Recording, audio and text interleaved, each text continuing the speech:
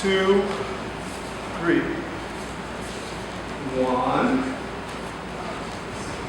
Flinch reflex picks both my hands up and shifts my weight to my back foot. My arm in here to block them. This takes time for me to move my body because your body is heavy.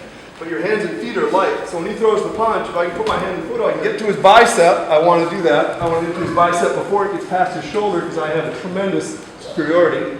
I'm going to put this hand across his head here. His temple, if he's about my height, up under his jaw, if he's real big, the middle of his head, if I can't think of something and I'm in a hurry. Just put it there. This is now weak and ineffective. My angle's bad, my distance is bad, my block didn't work. Well, but I hit him. But this is more important right now. This is second. When I'm trying to turn for this angle sucks. I need the distance I can get by extending my shoulder and twisting sideways. This keeps him far away from me, even if he's bigger than me. This comes over the top. So the more I turn though, this way, this way, this way, this way, the less blocking distance I have. Inside instead of the outside. You just happen to be there, you can go up. 2 punches. 1, 2, 3. I'm doing just a jab. 1, 2, 3. 1. And I drop my hands. This is 2. This is bigger than it has to be. Because all I really want to do is get behind here. But if I don't have people do this, nobody gets it right. 3, I move them across to here. Everybody can see this? Yep. 4, hands come down into here. This is an arm bar. 5, X-block. Some of you, he throws the punch and you're so stiff. It's just, God, it's so hard. Be calm and soft. I got him. My weight's on him, and he can't move. I got weight. I'm not straining to do that. You can feel? There's just a steady, calm feeling to it. My best options is my head's wide open. If you got no other choice, well, crap, yeah, then do it. But that's not your primary response. If you coil the kick, something like 1-2 would be better. Attacking the limb. This is the worst place in the world for you to be. I could back up, but it gives him more opportunity to continue. So I'm going to slip by that, block on the windup, and come in and strike. So go slowly, but go 1, 2, but his arm I just nailed. It's kind of vibrating. This is coming down. This is coming up into the exposed ribs. It's very painful. Between the two of them, it's squishy. Go 1. Take this arm over here. 2, 3, 4. Try to come over here. So without him, 1, 2, 3, 4. The angles have to change. 1, I got to turn sideways. 2, 3. Grab my wrist. I'm going to re-grab it and pull it over here. So here's my hand stack. I got his arm upside down with my elbow on his elbow. It's a measuring device here. This is pulled to my hip. This teacup and saucer thing. I have to turn my hip to the side because after he grabs me, he might be trying to hit me. And this turn in and of itself takes that whole arm away. Pick your knee up into here and back fist the head and then shift in and hit the head. Or if your position is different, shift in and hit the body. I could again pick my knee up and then stomp on his leg if his leg is there. I could pick my knee up, stomp on his leg, hit this leg with my recoil, come in and hit. You can do lots of stuff. Can't side snap the outside of a knee because it moves. You have to thrust it, and you have to thrust it to the ground if you want to do damage. The inside of the knee, you can snap very lightly and do damage. Under stress, you lose your fine motor control. You I'm being attacked. That little freak out's enough to make you screw up. Can you override that with superior training? Sure. But can you guarantee it every time? No. So instead of precision, where he throws the punch and I'm grabbing this way, and I'm grabbing this way, you'll miss that. So both hands just come up and intercept his arm, and you blend on the way down. So he throws the punch, I touch and pull. This has a wide room for error, and this hand in particular touches, and as it gets to this nice wide neck, it catches. See how he goes like this?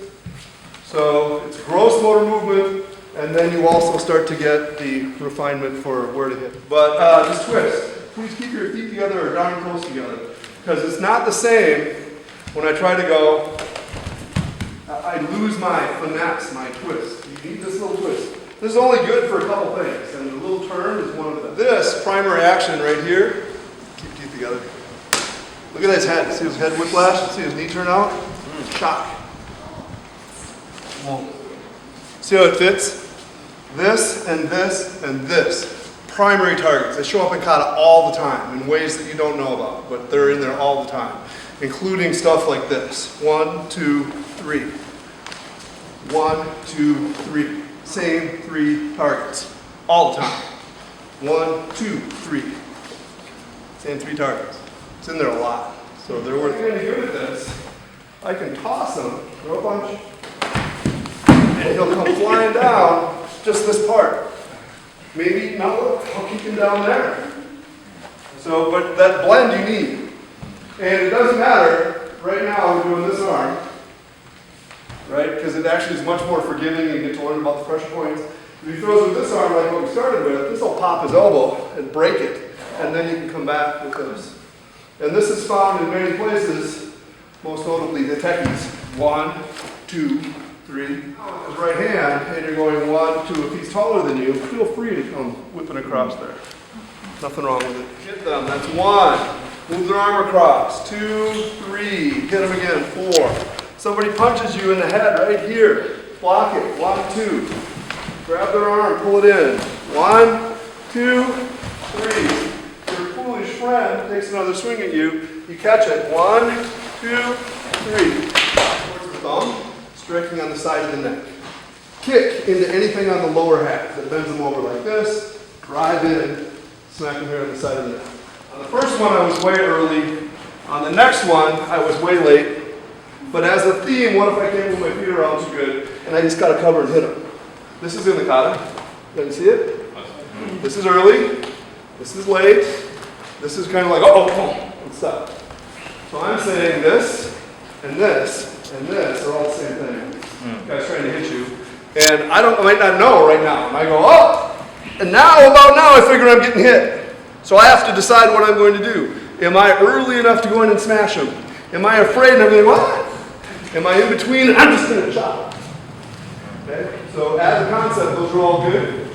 But it's a small person, Karn, can knock a guy out by hitting him here. And that's what they say the application to this is in all of the best karate, JKA, Shotokai, everybody says that. So here's the problem with that from a practical standpoint, is it requires some distance for you to skip in there and zap them.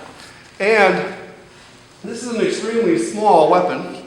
This is an extremely small target, and it's one of the most movable places on the whole body. He can move his chin side to side, up and down. He can duck a little bit. You'd miss it. Okay? So to increase my chances of success, I told you guys about the 10-10-40-40 rule. I'll tell you again. 10-10-40-40 rule comes from law enforcement. It says when you apply a technique in the street, in real life, 10% of the time you will be exactly on target. 10% of the time you will miss completely. 40% of the time, 10-10-40-40, 40% of the time you'll be off by just a little bit. 40% of the time you'll be off just a little bit to the other side. So the chances of hitting this, 10%, just by that guideline. What can I do to increase my chances of success? I can increase the size of the target, anything from his collarbone to the top of his head. I can increase the size of my weapon, anything from my knuckle to my forearm, so I can make it like this. Or in this particular case, after bending him over a little bit, like this. I could hit with my elbow, my forearm, my wrist, my fist, my outside fist, whatever happens to fit there at that moment. Big target. He can move his head around all his want, his neck stays right there. And I went 1, 2, 3, 4, turn, 5. That's the whole turn thing. Okay? But it could be that he was behind me and I turned around and there he is, he grabs me. We did this before with Joe, both hands grab. And so this is not a good way to do it because he's much stronger than I am. So I'm going to use it this way. It bends him over, that's a smack. Peel this out, kick, whoa, pa, pa. It's an excellent technique to use that way. After comes up and either grabs with this hand and spins you and punches, or he grabs with this hand and spins and punches. There's only like, a couple choices. So he comes up and he grabs my shoulder and spins me. My hand comes up because that's in the kata. Now I have this to protect me against that. So I squeeze here, kick, pa, pa, pa. See how weak? Squeeze. Look at it. This takes time. You have to be very precise. You remember from earlier kata, I think if you do 3 things in a row, It's actually usually 4 because you don't know that the first move or the last move is part of your 3. It's meant to be the block and the counter. So knife hand blocks, rising blocks, throws the punch, I block and I strike with the same, I don't have to make any decision. Block and blocks. 1, 2. No decision. 1, 2. Come over here, he throws the punch. Uh-oh. 1, 2. We practice that, right? A little bit back there. So it shows up again here as a theme. Then you go 1, 2. So the first option to me is to go 1, 2. The second option is to go 1, 2, 3, 4, 5. 1, 2, 3, 4. Throw a punch. 1, I can be scraping the neck, stabbing the eyes, clapping the ears, whiplashing his head. Knee him in the gut. Don't try to get his head down to your knee. That's 2. 3 is my windup. 4, strike, finish. 1, 2, 3, 4.